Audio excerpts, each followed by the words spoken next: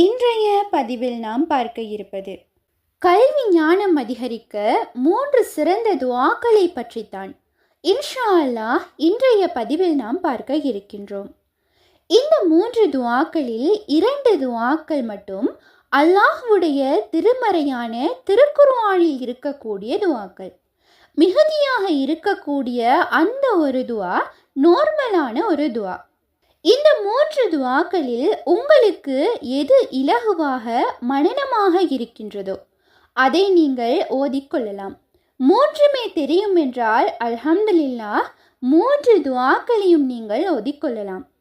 முதலாவது துஆ சூரா த்வாஹாவில் 114வது ஆயத்தில் இடம்பெறக்கூடியது.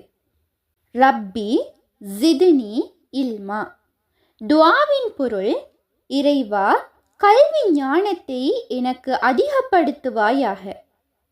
இரண்டாவது துஆ, அதுவும் சூரா த்வாஹாவில் 25வது அத்தியாயத்தில் இடம்பெறக்கூடியது. கால ரப்பிஷ் ரஹ்லி சதுரி வயஷ்ஷிர்லி அம்ரி வஹ்லுல் உக்ததம் மின் லிசானி யஃப்கஹு கௌலி. துஆவின் பொருள், இறைவனே எனக்காக என் நெஞ்சத்தை நீ விரிவுபடுத்தி தருவாயாக.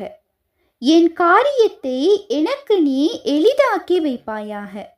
என் நாவிலுள்ள திக்குவாய் முடிச்சியையும் அவிழ்ப்பாயாக.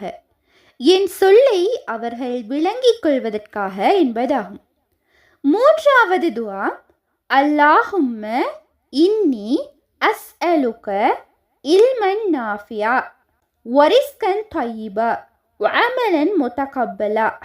துஆவின் பொருள், யா அல்லாஹ் பயன் தரக்கூடிய கல்வியையும் ஹலாலான தூய்மையான வாழ்வாதாரத்தையும் ஏற்கப்படும் நற்செயல்களையும் உன்னிடம் கேட்கின்றேன். அறிவிப்பாளர் உம்மு சலாமார் அலி. எனவே இன்ஷா அல்லாஹ் கல்வி ஞானம் அதிகரிக்க, ஞாபக சக்தி உயர்வடைய, மிகவும் நன்றாக படிக்க, பரீட்சை இலகுவாக அமைய இன்ஷா அல்லாஹ் இந்த 3 துஆக்களையும் அதிகப்படுத்தி ஓதிக்கொள்ளுங்கள்.